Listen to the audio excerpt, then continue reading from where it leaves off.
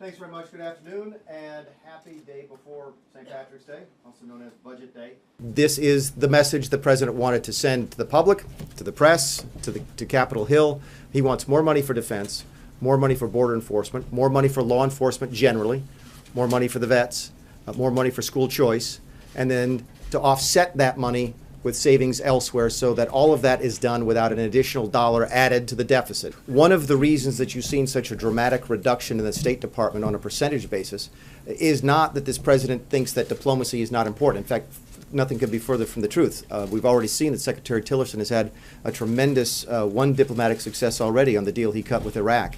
The president believes in diplomacy, and we believe that this budget protects that core function of the State Department.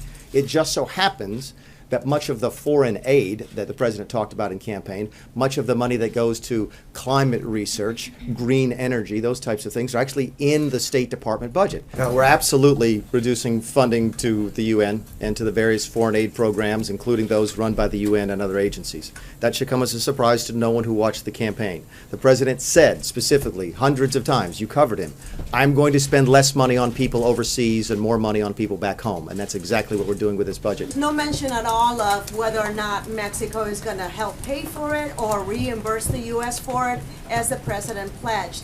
So where is that money coming from for the border wall? A couple of things. Your number is correct. It's 1.5 for 2017. Back to your question about 2017, and I think 2.6 for 2018. People have asked me a couple of times, does that build the whole wall? No.